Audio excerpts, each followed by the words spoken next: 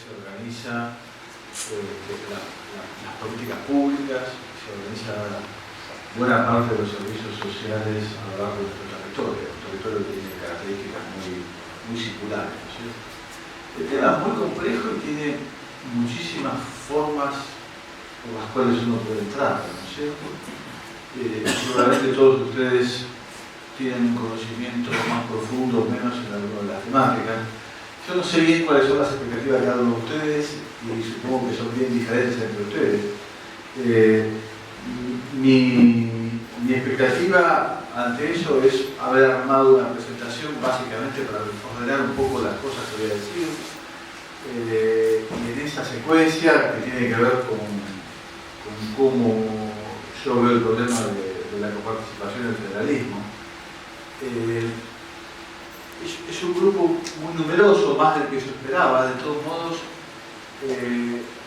por el tipo de tema y el tipo de cuestiones que yo planteo, no digo hacer un debate permanente, porque eso no es complicado, pero si yo digo algo que alguien no entiende o yo no lo expliqué bien, me levanta la mano, me pregunta, no esperen al final, digamos, prefiero eso y tratemos de hacer una charla lo más informal posible dentro de lo que sea. Yo trato de hablar media hora, 40 minutos y después hacemos un debate, si les parece.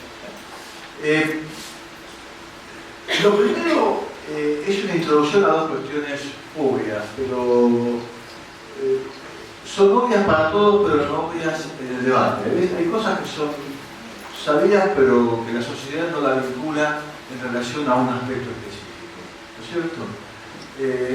Lo primero, eso claramente es obvio, pero el punto es este. El federalismo argentino es un federalismo muy particular. ¿Por qué digo particular? Porque es diferente a los otros federalismos, incluso de América Latina. Nosotros siempre comparamos, ¿no? ¿Por qué Brasil hace esto y nosotros no? Porque México, digamos, en América Latina hay 4 países federales. Esto lo sabe menos gente, me parece, porque todos saben que México, Brasil y Argentina son federales, pocos recuerdan que Venezuela también son federales. Pero sirve para marcar la idea de que ser federal o no ser federal tiene que ver muy poco. Uno puede ser un federal por constitución, pero muy unitario en la práctica, o casos como Colombia, que desde su reforma constitucional se transformó en un país unitario de organización descentralizada, lo cual termina siendo mucho más federal Colombia que Venezuela, siendo que el nombre es distinto. Entonces, el federalismo nuestro es un federalismo, decía, particular, porque no es como el de Brasil, en donde un poder central muy fuerte, que viene de la corona portuguesa, decidió organizar una estructura de gobierno con cierta descentralización a los estados, pero organizada desde el centro, a nuestro federalismo, que es la consecuencia de luchas civiles en donde los gobiernos, todos autónomos antes de la Constitución Nacional, se mataron durante un buen tiempo hasta que un día dijeron, miren, si no ponemos alguna regla de juego sobre esto no es una nación. Se establecieron ciertas reglas de juego, y las reglas de juego que se establecieron son gobiernos autónomos diciendo, vamos a crear una cosa que se llama gobierno nacional, que va a estar afuera de todas las provincias, por eso ese cosa está afuera, no es celeste. Separamos el puerto, que ese era el principal problema del puerto, ¿no es cierto? Separamos el puerto de las provincias, ahí ponemos la nación que se financia con el puerto y no nos molesta más, y ahí viene las cuestiones. Y nosotros decimos lo que esa nación puede hacer y lo que no decimos que puede hacer, no lo puede hacer. Por eso la salud de la Argentina es potestad provincial, porque la Constitución nos dijo que era una potestad transferida a la nación, y por eso el impuesto a las ganancias es un impuesto constitucionalmente provincial, y solo lo cobran las naciones en situaciones de emergencia. Pero esa particularidad del federalismo argentino no es de todos los federalismos, porque a veces uno piensa, si nosotros somos federales y somos así, todos los países federales son así. No, ese es el federalismo argentino, que es muy distinto a otros federalismos. Entonces, eso tiene que ver con ese acuerdo entre esas jurisdicciones y para reforzar la idea, no todas las jurisdicciones aceptaron ese acuerdo. Hay algunas que no lo aceptaron y no están en el mapa. Luego, del otro lado había otra provincia que también formaba parte del Departamento Río de la Plata y que decidió no participar de este negocio y es otro país, un país independiente. Entonces, este es un negocio muy particular. Y el otro aspecto que tiene mucho que ver con esto, digamos, esto es una característica política. Digamos, El federalismo básicamente es un fenómeno político, no económico. Y el otro, más económico, pues son las provincias que se crearon después, ¿no es cierto? Es esto, que también es algo que todos queremos saber, lo sabemos, pero no siempre lo incorporamos en nuestro debate, como corresponde. Y es que esa es la torta del producto de la Argentina, y es una torta en donde hay una sola jurisdicción, que además es una ciudad, que contribuye con la cuarta parte del producto. Aquella parte celeste, de la derecha al norte, es el producto de la ciudad de Buenos Aires.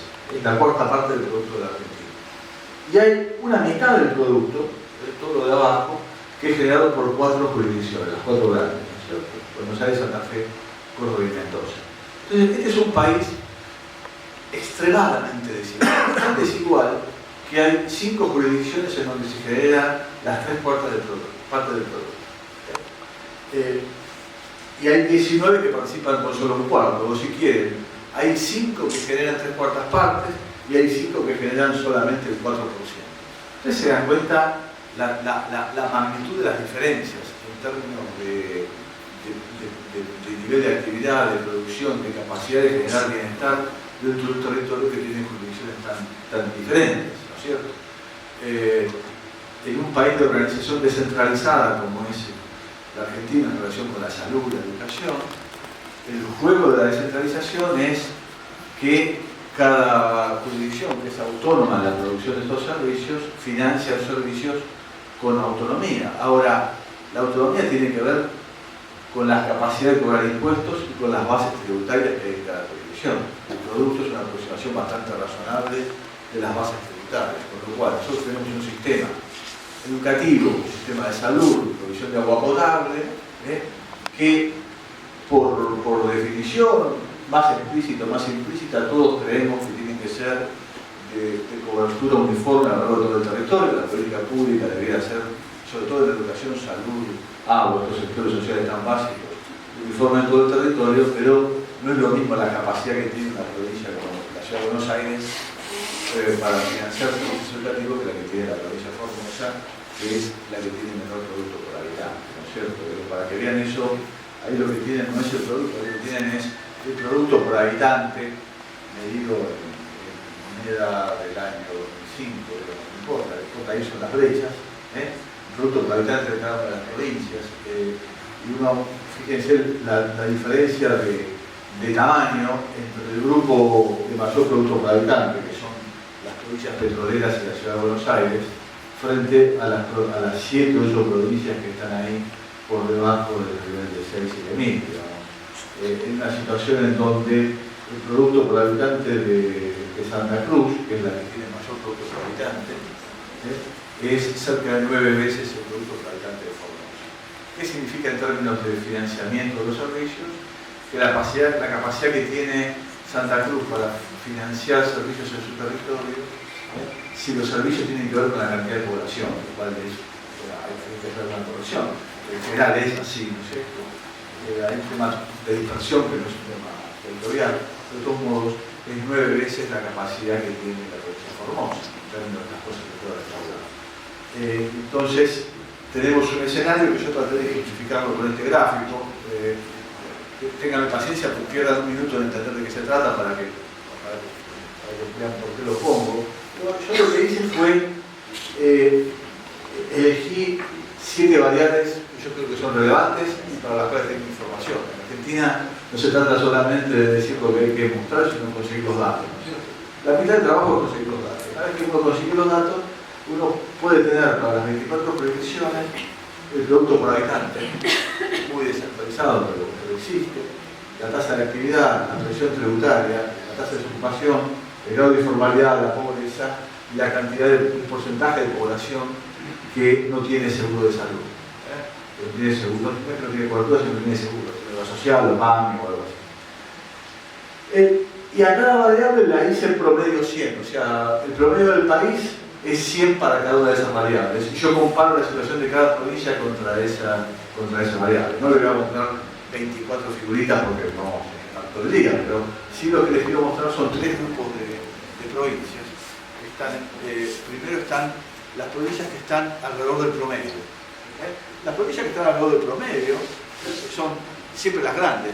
Uno cuando compara provincias está comparando siempre contra las grandes. El promedio siempre es Buenos Aires. Cuando uno hace cualquier gráfico, cualquier cuadro donde compara situaciones relativas, el promedio es Buenos Aires, porque es tan grande que define el promedio. Entonces ahí tenemos una situación promedio, pero esto obviamente está Buenos Aires, Córdoba, Mendoza, Santa Fe y algunas más. Ese es el promedio. Ahora fíjense, hay un grupo de provincias que son esas que tienen menor producto por habitante, que tienen muchísima más tasa de pobreza, mayor población sin cobertura del seguro de salud, mayor informalidad y tiene mucho menor producto por habitante. Este es el gobierno. Ese es el caso de las pobres. Y del otro lado, si faltara algo para marcar la diferencia, ahí tenemos las de mayor producto por habitante. La brecha de producto, como decía antes, es demasiado grande. Le decía 9 veces entre la más alta y la más baja, pero las que tienen mayor producto por habitante, obviamente, tienen mucha menor población sin cobertura de salud, es que la gente tiene cobertura, menos pobreza, menos informalidad, menos ocupación, pero tiene la misma presión tributaria. Porque la presión tributaria es impuesto sobre producto, no es tal cosa como que las provincias pobres no quieren cobrar impuestos, no tienen base tributaria. La base tributaria que tienen cobran lo que pueden, pero no le pidan a provincias como Santiago del Estero, Formosa, que cobren mucho más impuestos, porque la verdad que no tienen a quién cobrar, ¿cierto? Entonces, la recaudación tributaria está muy concentrada en pocas jurisdicciones que son las más ricas, y es un punto importante. Yo les decía, esto es creo que este es el problema que está por detrás de los problemas del federalismo. ¿Cómo hacer que una organización federal, dada estos problemas, tanto institucionales como económicos, genere una situación de bienestar que no va a ser homogénea en todo el territorio, pero por lo menos que tienda a eso, que se plantee como objetivo mejorar la situación general del país y achicar las brechas. Me parece importante, porque uno siempre mira esta referencia, ver un poco lo que pasa en los países que nosotros miramos como ejemplo. Hoy Europa está un poco devaluada, pero sigue siendo un lugar donde uno mira, ¿no es cierto? Este es un gráfico, digamos, de vuelta, un minuto para explicar de qué se trata. Me paro y les digo cuándo más. Miren, acá ustedes tienen marcada la brecha entre el producto por habitante de la región más rica y más pobre de cada país. Como se fijan, Europa está todo alrededor de 2. Son todos países que, en donde la región más rica es el doble del producto por habitante de la región más pobre. Es mucho, pero no más que eso. Entonces, a la medida que sea no más que eso, la capacidad de la política fiscal para compensar diferencias es mucho mayor, es más posible. Y acá lo que tienen acá es el grado de descentralización que tiene cada país. O sea, qué porcentaje del gasto público es ejecutado por gobiernos subnacionales. ¿Está bien? Entonces, Grecia, fíjense que no tiene nada que ver la mayor o menor descentralización con el éxito económico. Los dos extremos son Grecia y España, digamos, para ejemplificar el problema actual. Pero Grecia es un país básicamente unitario, entonces centralizado, y España es el país más descentralizado de Europa. La mitad de su gasto público es ejecutado por las autonomías, los gobiernos locales. Pero en España, uno siempre recuerda las diferencias, quien ha visitado España, las diferencias que existen entre las zonas ricas y las pobres. El producto por habitante del país catalán, que es el más rico, es apenas el doble del producto por habitante de Extremadura, que es la región más pobre. Es el mundo de Europa. En América Latina es esto. También tenemos distintos grados de descentralización, ¿no es cierto? Centroamérica, Uruguay, Chile, el país más descentralizado es Argentina, por eso es el federalismo muy fuerte, tan descentralizado como España, pero las brechas, fíjense que no son las mismas. Argentina, Colombia, Brasil tienen brechas entre la región más rica y más pobre de entre 8 y 9 veces. Eso hace un mundo muy diferente en términos de federalismo y de las capacidades que tiene cada país para financiar políticas públicas. creo que como muestra de los problemas que enfrenta el federalismo, creo que es un segundo, digamos, me parece que esa introducción sirve para ver de qué estamos hablando. Lo segundo es cómo fueron las relaciones entre la nación y las provincias en nuestra historia. También, supongo que ustedes de esto saben bastante, pero de todos modos les recuerdo o les di cuenta al que no lo sabe dos o tres cuestiones. Primero, todo el peso que hay sobre la incapacidad para sancionar una nueva ley de coparticipación. Este país no funcionó siempre con leyes de coparticipación. Este país se fundó, como decía antes, en un acuerdo de gobiernos que decidieron formar esta nación, y cuando ese acuerdo se formó, el acuerdo era que la nación se financiaba con los recursos de la aduana y las provincias se financiaban con los impuestos directos. Y había impuestos indirectos que eran muy importantes y los podía cobrar cualquiera de los dos. Eso funcionó sin mayor problema, digamos que hasta la crisis del 30. Con dos periodos, hasta 1890, que fue la primera crisis que tuvo la Argentina, la nación no cobraba impuestos indirectos, o sea que la nación se financiaba solo con recursos aduaneros.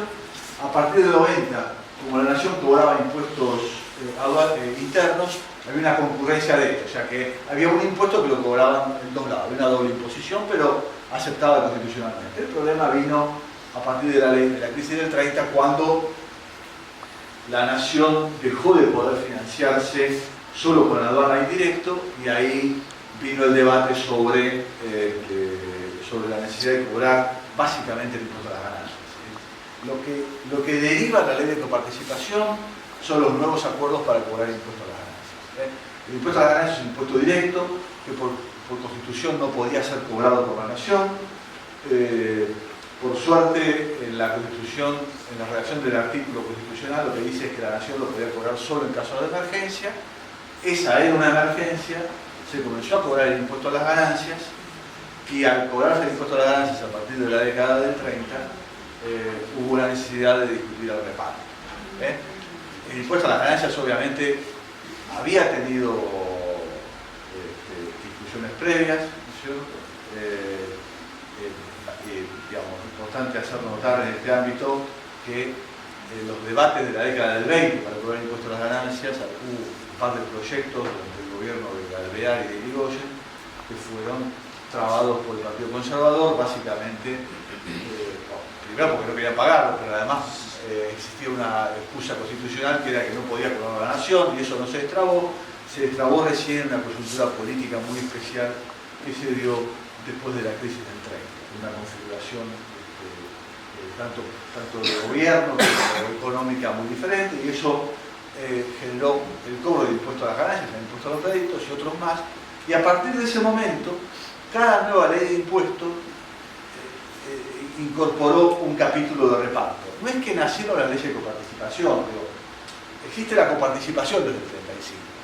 En realidad, lo que había era, si ustedes ven la historia, ustedes tienen que a partir de 1935, pues, la ganancia de rédito se sancionó primero en el 32 al 35 y después sistemáticamente se va renovando. Ustedes saben que cada 10 años no hay que renovarlo, sino hay que sancionar un nuevo impuesto de emergencia.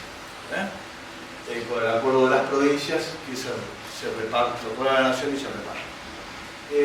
Entonces, cada 10 años se va renovando, pero desde esos tres primeros impuestos, el impuesto a las ventas, réditos internos unificados. El impuesto interno unificado se llama unificado porque al sancionarse este grupo de impuestos, una de las cosas que se decidió es que, como había internos provinciales y nacionales, se unificaran todos en uno. Eso se llama impuesto interno unificado. Desde el 35 se llama unificado. Cada nuevo impuesto que se va creando, desde entonces, tiene un capítulo de reparto. La ley de coparticipación como tal, la primera que existe, es del año 1973. La 2021, que es la primera ley que define los tres requisitos que tiene la ley de coparticipación básica, que es definir la masa coparticipable, o sea, qué impuestos se van a repartir, cuánto le corresponde a la nación en cuanto a las provincias, y en tercer lugar, cómo se reparte la plata entre las provincias. Entonces, la masa coparticipable la distribución primaria y la secundaria. Eso pasa por primera vez a partir de la 2021. Esta ley rige hasta 10 años. Hay una prórroga de emergencia para facilitar la transición del gobierno cuando viene Alfonsín. Alfonsín gobierna 3 años sin ley de coparticipación, hasta que en el 87, después de perder las elecciones, hay un pacto con el peronismo, estaba Cafiero en ese momento, y se acuerda la sanción de una ley que era una ley de emergencia, no es una ley de coparticipación estable, sino que era un régimen de emergencia que favoreciera la transición de un gobierno al otro. Era la primera transición democrática desde la década del 20, recuerden eso. Había mucho miedo sobre ese episodio y entonces los dos partidos políticos decidieron que era bueno resolver por lo menos este conflicto, no otros, pero ese sí, y se sancionó esta ley. Y la idea era que rija solamente el año 88 y 89. La ley después, como esta ley lo que decía era que iba a estar vigente hasta la nueva ley de coparticipación, que se iba a discutir en el 90, pero nunca se discutió, esta ley sigue hoy vigente. Pero no es un régimen permanente. Entonces, este es el mapa. Les comentaré entonces sobre la posibilidad o no de tener una ley de coparticipación, sobre esta historia está muy cargada la discusión en el sentido de la incapacidad que tiene la clase política actual de resolver un conflicto con la ley de coparticipación. Dice, ¿cómo puede ser? Se pasaron ¿cuántos años? 15 años desde el precepto constitucional de una ley de coparticipación, que ha pasado tanto tiempo y no se logra sancionar una ley, etcétera, etcétera. Entonces, mi pregunta, que ayer se hacía el vicegobernador también, es ¿cuántas leyes de coparticipación en la historia argentina sancionó el Congreso de la Nación? ¿Cuántas les parece? Ninguna.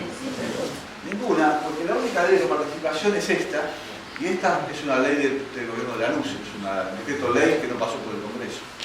Después fue ratificado como toda la legislación.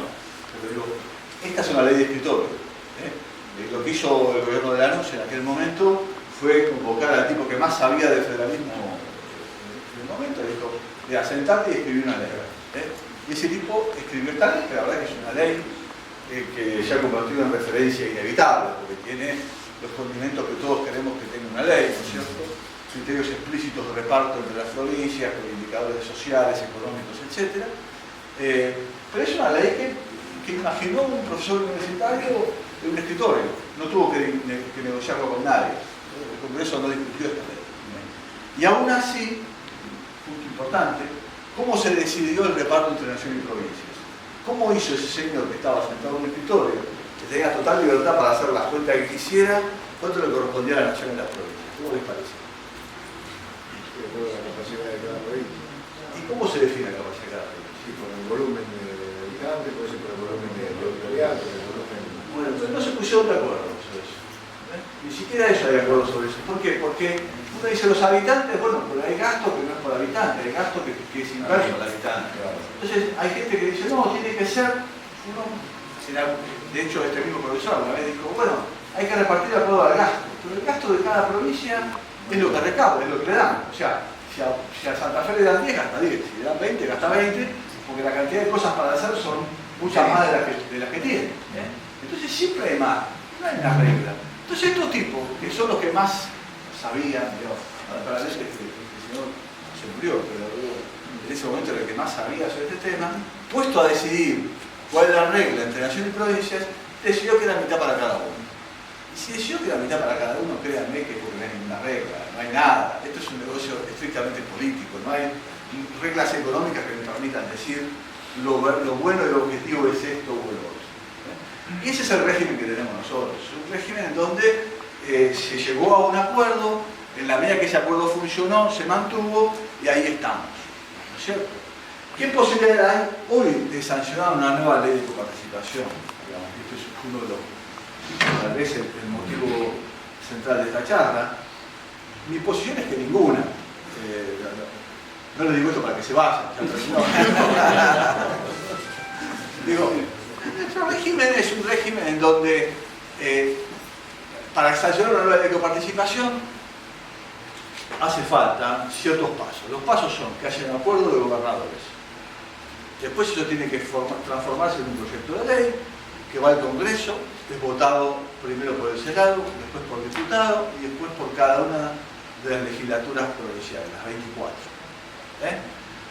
Hoy cada provincia recibe algo, mucho o poco. Digamos, si ustedes juntan a los 24 gobernadores y les preguntan ¿quién le parece que tiene una nueva participación? Los 24 van a decir que sí.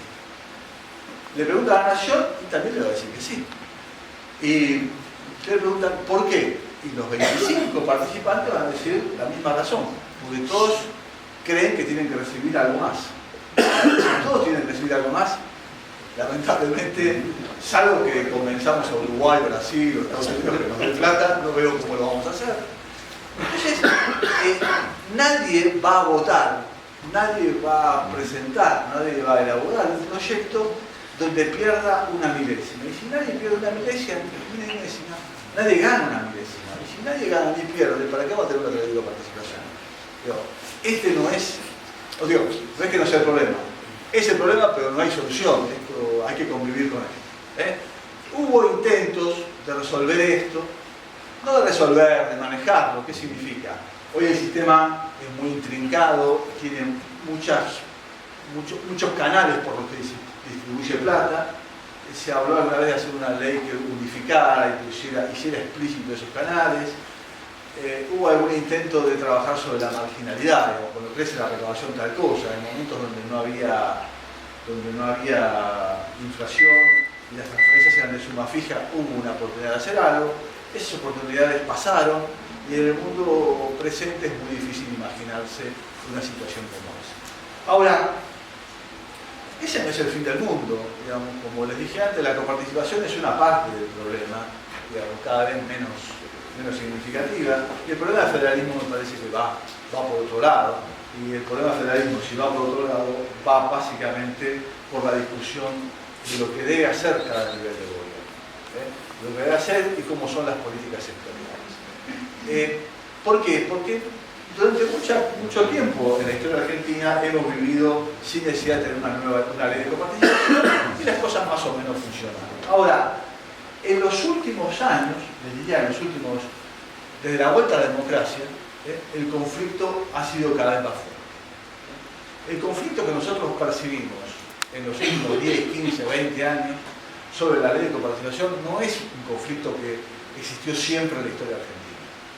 Si ustedes revisan la literatura, las discusiones, los debates, no era un tema tan central. ¿Por qué? Bueno, una de las razones es esto, no es el gráfico, son los datos que están por atrás del gráfico.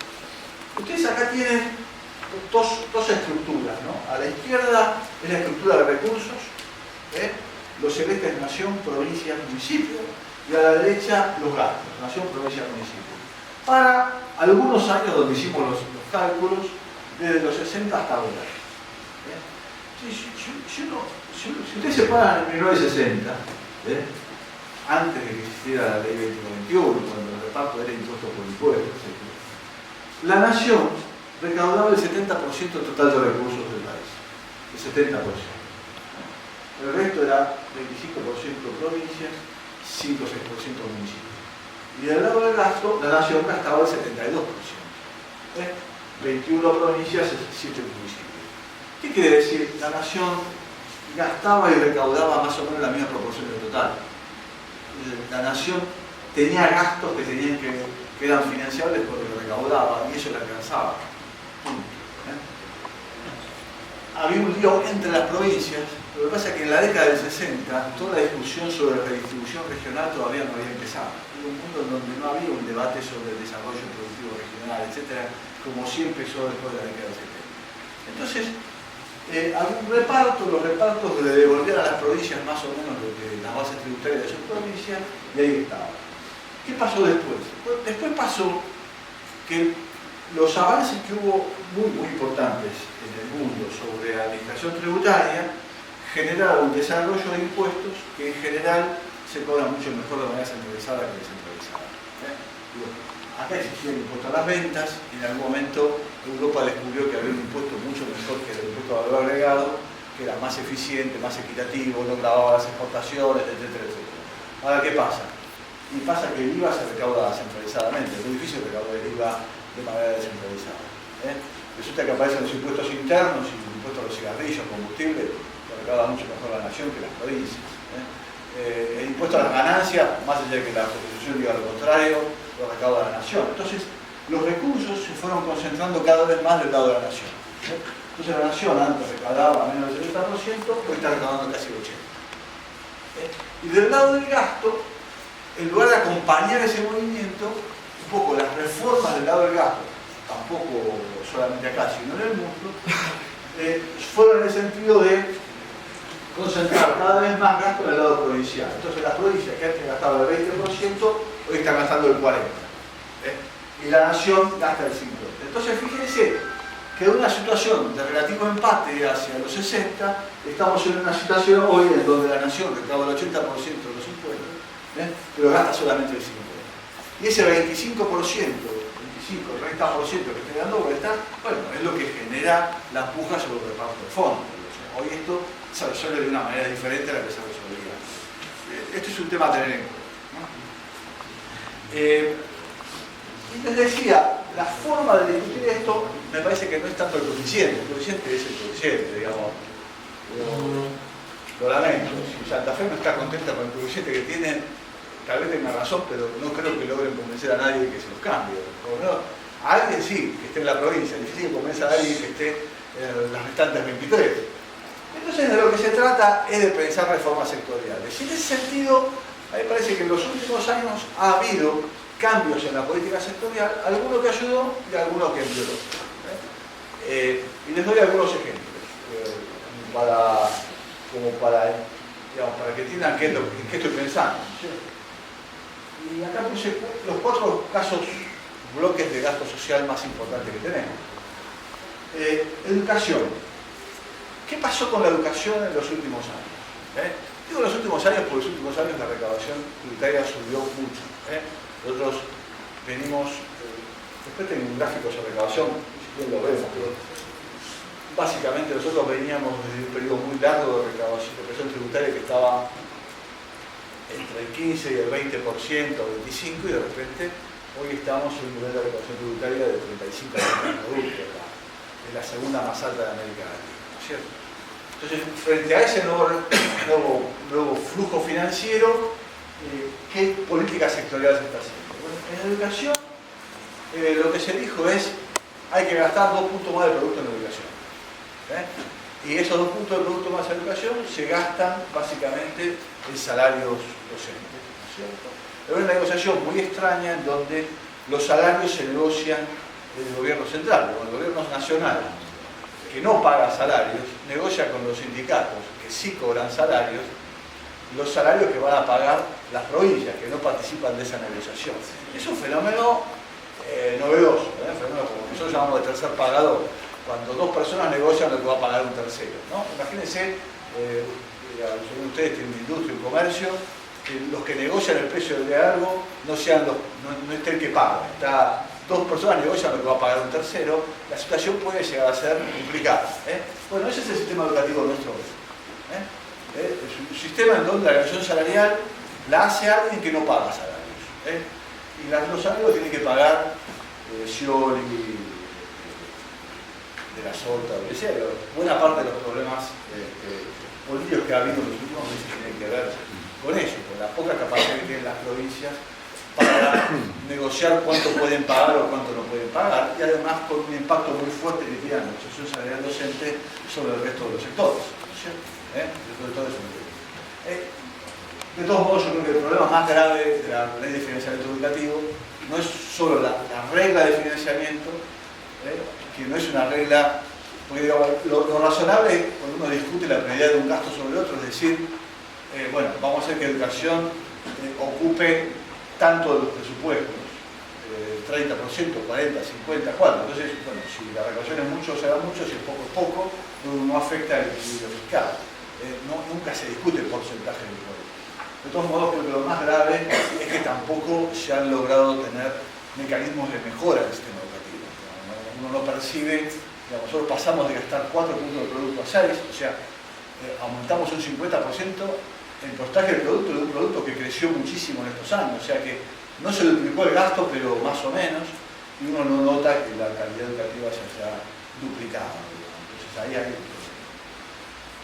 Creo que el contracaso es salud, en términos de federalismo, porque salud es una potestad provincial y los programas nacionales lo que hacen, no todos, pero algunos, básicamente estoy hablando del plan remediar, el plan nacer, alguno más, pero el plan nacer es un caso muy interesante. Es un plan que gasta muy poca plata, muy poca plata. El gasto total de la nación en salud es en menos del medio punto del producto, o sea que el plan nacer debe gastar monedas. Pero lo que hace el plan nacer es decirle, hay una unidad ejecutora de la nación que le dice a las provincias, mire, la atención primaria es provincial, no es nacional. Pero nosotros estamos preocupados porque hay muchas madres y chicos que no se están haciendo los controles. Eso es responsabilidad de ustedes, pero si usted, provincia, me atestigua que usted está haciendo los controles y cómo se hace eso con la agenda sanitaria de las madres y los chicos, yo le doy tanta plata por la agenda sanitaria cubierta. Es una idea de presupuesto por resultados, matching grant, transferencias con premio, lo que quieran, ¿no es cierto? Pero la verdad es que es un programa que con muy poca plata mejoró bastante los indicadores de mortalidad infantil en las provincias más pobres. Entonces son dos formas de ver el problema. Un poco, no es que quiera poner el bueno y el malo, pero digo, la discusión de federalismo y coparticipación dejó de ser un problema de coeficiente y pasa a ser un problema de política. ¿Con qué política nosotros nos llevamos mejor o peor?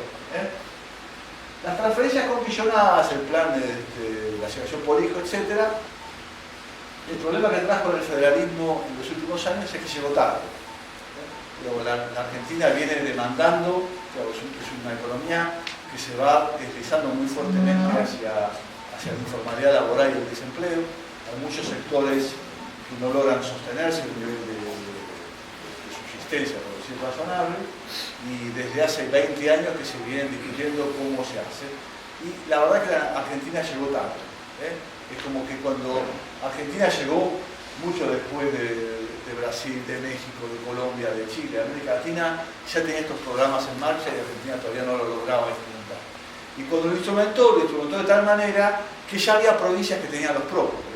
La provincia de Buenos Aires decidió que no podía sostener los niveles de pobreza en el conurbano y había largado un programa que era algo parecido pero mucho antes. Entonces, al aparecer el Nacional, demanda a cada provincia una reeducación de sus presupuestos en función de la aparición de un nuevo actor que es el gobierno nacional haciendo lo que debería hacer. Por último, la cuestión previsional creo que es el tema que está por detrás de casi todos los conflictos entre la nación y las provincias, al menos desde la década del 80. Es muy difícil entender lo que pasa con la situación fiscal argentina, les diría que hasta con algunas cuestiones macroeconómicas y sin duda la participación federal, si no entendemos cómo funciona el sistema de pensiones, no el actual, sino desde lejos, desde lejos. Y si me permiten, no sé si tengo mucho tiempo, pero 5 minutos quisiera hacer una mención a este problema. Nosotros teníamos, esta es la cobertura del sistema. Hay tres formas de medir la cobertura previsional. Perdón que salte el tema, pero enseguida vuelvo al tema de la provincia. Uno puede medir la gente que tiene cobertura, los hogares que tienen uno de los dos con cobertura, o los hogares que tienen uno de los dos con cobertura, o alguien trabajando, que sería una especie de cobertura conjunta, ¿no es cierto? Si yo tengo 94%, quiere decir que hay un 6% de hogares en donde viven personas mayores y no hay ningún ingreso, más allá de que sea jubilación o no. Y eso se mantenía, nosotros éramos un país históricamente de cobertura muy elevada y desde la reforma de los 90 en adelante la cobertura fue cayendo lentamente con un salto brusco en el 2003-2004, pero nosotros perdimos cerca de 10 puntos de cobertura a lo largo de los 90. La reforma de los 90 implicó una pérdida de cobertura muy fuerte, básicamente comenzaron a ser exigibles 30 años de aporte a un empleo formal en una economía en donde tener 30 años de aporte de empleo formal no es para cualquiera. Entonces pasó a ser un sistema muy exclusivo, muy demandante de fondos, pero además con el agravante de que los fondos que demandaban no eran contributivos de los trabajadores formales. O sea, la idea de un sistema contributivo es que contribuye cobra, que no contribuye no cobra, ¿no es cierto? Y nosotros empezamos a hacer una redistribución al revés, que es, como lo contributivo no alcanzaba para pagar las jubilaciones que esperaba la sociedad, se comenzaban a afectar impuestos de rentas generales al sistema contributivo. Entonces, llegamos al absurdo de personas que siendo desocupadas o teniendo trabajo informal, estaban financiando, pagando el IVA, un sistema que iba a beneficiar solamente a aquel que tenía 30 años de aporte en el empleo formal. Eso generó una gran inequidad y una demanda sobre mejoras en la cobertura. Básicamente la reforma de la segunda mitad de los 2000 lo que hicieron fue mejorar rápidamente la cobertura. Eso fue el motivo de las reformas del 2005 en adelante, ¿cierto? Ahora, ¿cuál es el problema que está por detrás de eso? ¿Qué está por detrás de eso? Que nosotros tenemos un sistema, un minuto explico esto. Esta línea negra son los ingresos del sistema de pensiones desde que existe, desde 1944.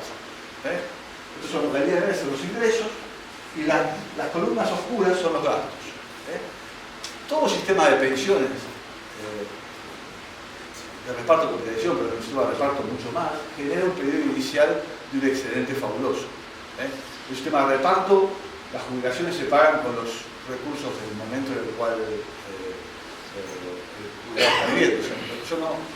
¿Cuál es el secreto de un sistema de reparto? ¿Por qué se desarrolló el sistema de reparto después de la crisis? Porque se entendió que ningún fondo de capitalización podía mantener sus valores reales con una crisis sistémica comparativa en la década del 30, del 70 o de los últimos años.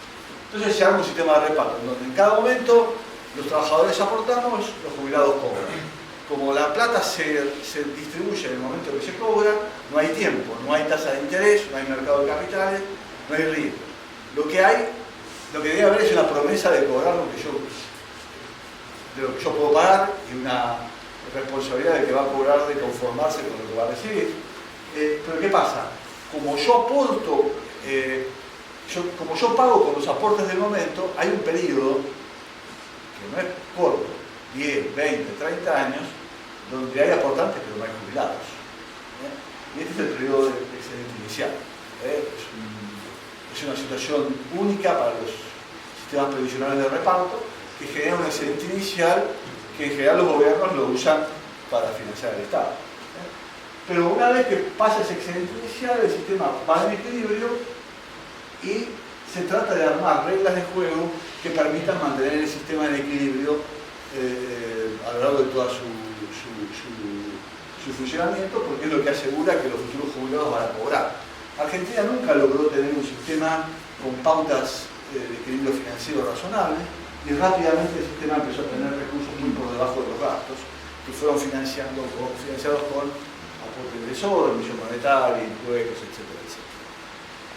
Esto no ha sido resuelto, todo lo contrario, digamos, ha sido cada vez más agravado, básicamente porque en la discusión sobre el sistema de pensiones en el mundo hoy lo que se trata de hacer es de crear dos pilares, dos o tres, pero dos sin duda, que es uno el contributivo, lo que cada uno de nosotros aporta, ¿no es cierto?, los 20 y pico puntos de salario que aportamos, y por lo cual vamos a cobrar algo. Ese algo no puede ser algo distinto a lo que se puede pagar con eso. ¿Qué significa? Que si se aporta 26% del salario, la cuenta, creo que no es muy sofisticado lo que voy a decir ahora. Si cada uno de nosotros aporta 26% del salario y hay 1,3 aportantes por cada jubilado puede cobrar 26 por 1,3. Más que eso no puede cobrar. Y créanme que 82 está muy por arriba de eso. Muy por arriba es poco. 1,3 por 26 no da más de 35. Y el déficit del sistema es básicamente la brecha que hay entre 35 y no 82, porque nunca se puede pagar, pero siempre como se promete el 82 se termina pagando el 60. Entonces entre 60 y 35 hay un déficit considerable.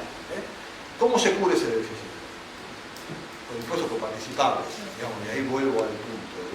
Nosotros venimos financiando la existencia de un sistema previsional mal diseñado desde la década del 80 con recursos que se toman de las provincias. Entonces, cada vez que hay una asignación de impuestos de un lado al otro, uno está priorizando los derechos adquiridos de los mayores, que hay que ver hasta dónde son derechos adquiridos razonables o no, y la formación de capital humano que está en el sistema educativo, de salud, etc. O sea, hay un conflicto generacional implícito en las transferencias de coparticipación y el financiamiento del sistema de pensiones.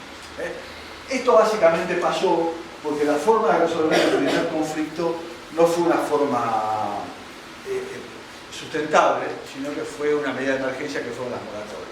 Desde ese entonces, ese fue un invento de Onganía en los 60, Onganía con Manrique, cada tanto se apela a esa solución y la última reforma lo que hizo fue nuevamente apelar a esa misma solución. ¿Qué significa eso?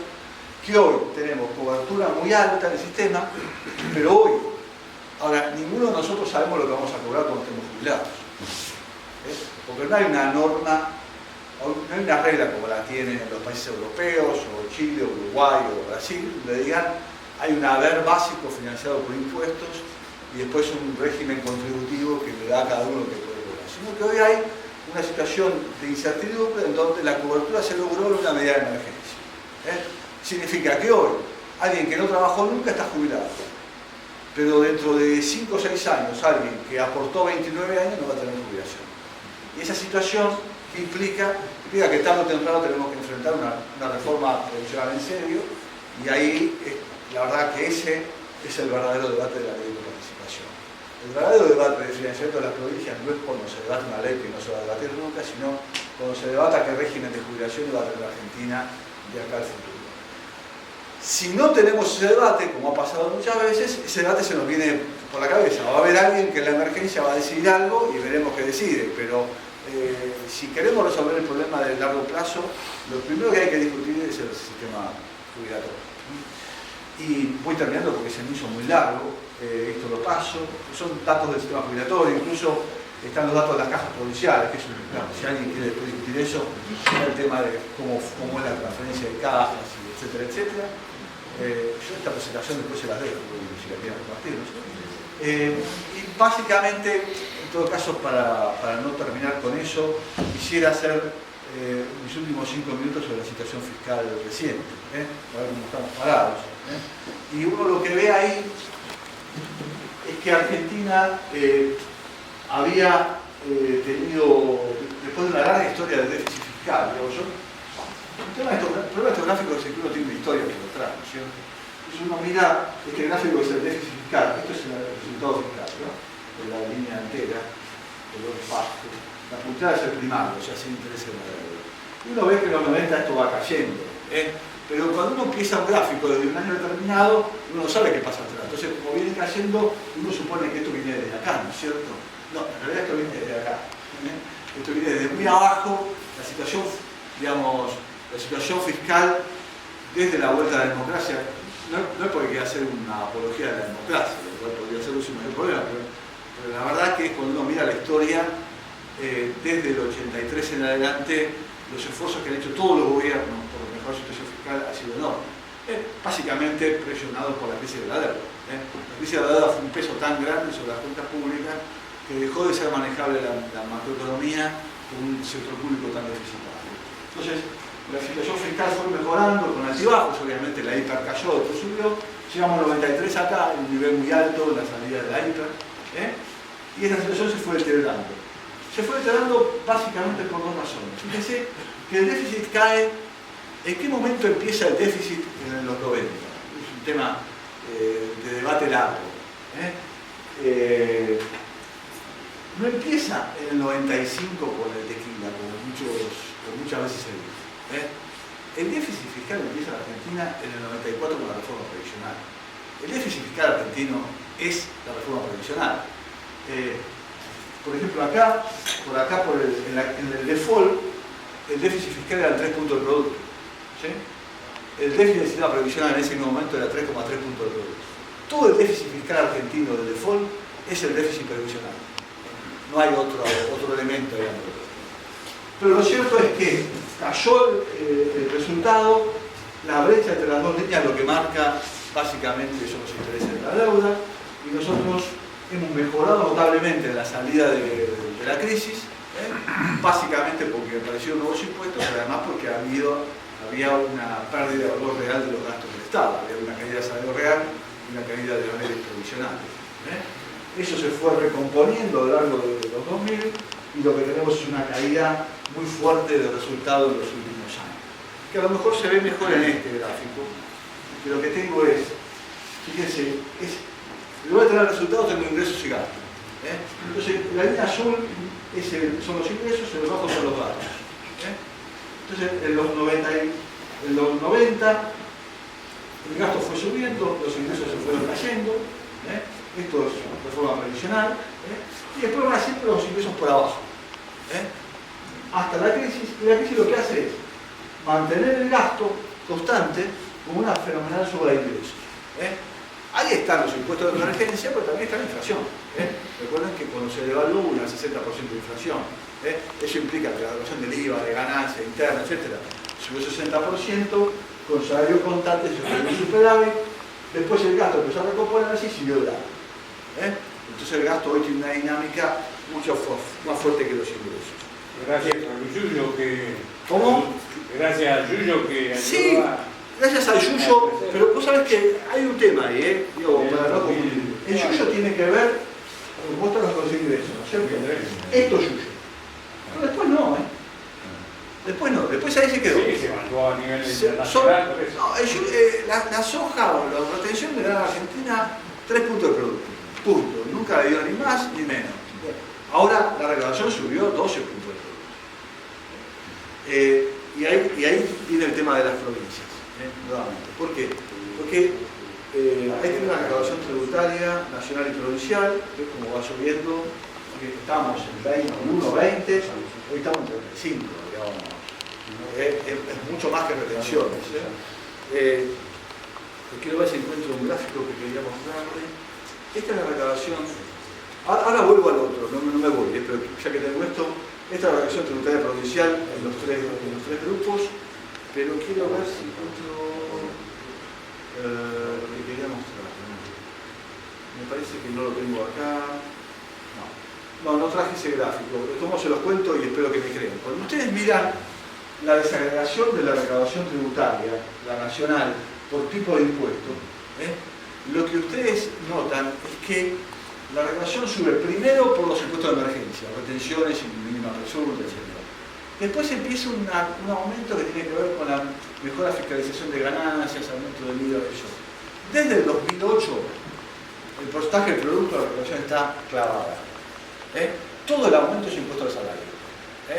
Porque por las moratorias, la recomposición de contribuciones por la reforma, por la vuelta al reparto, la recomposición de contribuciones porque ahora las había bajado y después las volvió a subir, pero todo el aumento de recaudación de los últimos tiempos es impuesto al salario, que no se coparticipa. Por eso las provincias tienen los problemas fiscales que están teniendo, porque la recaudación, porque alguien dice, pero ¿cómo puede ser? La recaudación aumenta, pero las provincias no reciben nada. No, porque los impuestos que aumentan no son coparticipables. Aumenta básicamente la seguridad social. Entonces, y del lado de la provincia está pasando un fenómeno muy extraño, que es que esta es la estructura de impuestos provinciales en los 90, ¿no es cierto? La mitad de ingresos brutos. Un poco de inmobiliario, un poco de sellos automotores. Hoy, las 3/4 partes es ingresos brutos. Las provincias están concentrando su recaudación básicamente en ingresos brutos. Desapareció el peso básicamente del inmobiliario. Ahí también tiene que haber una cuestión complicada con relación con la nación, que es que la nación está cobrando muchos impuestos que deberían ser de potestad provincial y que afectan a la facultad. Entonces, yo me imagino el secretario de Hacienda de Santa Fe aumentando el impuesto inmobiliario, debe querer hacerlo, debe necesitar hacerlo, etcétera, etcétera, pero los productores dicen, no, pero mira, nosotros estamos pagando retenciones, estamos pagando ganancias mínima presunta, etcétera, etcétera, y encima me dejo el inmobiliario. Pero la verdad que la base tributaria es provincial, no es nacional. Y ahí hay un conflicto que también no está en el coeficiente de coparticipación, pero de repente para las provincias es más importante que la coparticipación. ¿Cierto? Por último, acá sí créanme que termino, esta es la evolución de lo que está pasando con las transferencias a las provincias. esta es la evolución de los recursos provinciales. Los recursos provinciales desde el 83 hasta ahora. Los recursos provinciales que tienen coparticipación. Esto rojo que está arriba es una pseudo coparticipación. No es coparticipación, pero son impuestos que tienen asignación por ley a las provincias, para fondos de infraestructura, fondos de conurbano, fondos de... O sea que estos dos componentes son transferencias automáticas de recursos nacionales. Esto amarillo son otras transferencias que son lo que está en el presupuesto, que son las discrecionales, y después las provincias tienen recursos propios y otros impuestos, tributarios propios y otros tributos. Pero ustedes miran, acá no había ley de coparticipación, por eso no figura, por eso todo figura acá. No había ley de coparticipación estos años, figura como transferencia. Pero después se mantiene, cuando uno mira los 2000, esto sube hasta el 2004 y ahí quedó. Lo mismo, ¿ven que quedó clavado? Lo que está subiendo es lo amarillo. Lo amarillo es lo discrecional. Cada vez más importante la importancia de las transferencias discrecionales en el total de transferencias de la nación. Esto estuvo clavado durante mucho tiempo y el salto, esto amarillo, es las transferencias discrecionales. Como discrecionales son automáticas, no son predecibles y además no van de manera automática a todos los gobiernos, van a algunos gobiernos sí, otros no, pero en todo caso hay un proceso de negociación. Eso es lo que uno mira. Entonces, yo acá lo que hice fue poner, un poco difícil de ver, en este caso les cuento lo que es y después si quieren verlo lo miran con cuidado, es esa misma barra para cada provincia en el último año que tenemos, que es el 2010. Y para cada provincia, Santa Fe, acá está Santa Fe, esto es coparticipación, esto es RON y esto es lo discrecional. Para otros, qué sé yo, esta que está al lado, fíjense que tiene mucho más discrecional. Seguramente cuando tengamos el año del 2013, esto va a ser 0 y la otra, no sé. Pero, bueno, Santa Cruz, la cuarta empezando de atrás. Santa Cruz, Santa Fe, que es una provincia muy rica, pero fíjense lo que son las transferencias. Y lo que, digamos, algo más difícil de gráfico, pero si alguien quiere mirarlo, esto es la comparación 2004 con 2010, para que vean cómo va cambiando los componentes discrecionales y no discrecionales. En todos aumenta la discrecional porque aumentó la discrecional para todos, pero la forma de aumentar para cada provincia es distinta. Y eso es lo que le da al esquema de reparto actual un componente conflictivo mucho más difícil de modificar. Y volvemos al primer punto, a la primera filmina que yo presenté. El problema es básicamente político, no es un problema económico. Yo lamento por ustedes que vienen a escuchar un economista, pero el problema, créanme, que es político. Yo después había notado algunas referencias finales, que ya están dichas, pero me parece que lo mejor es si tienen alguna duda o comentario, lo charlamos.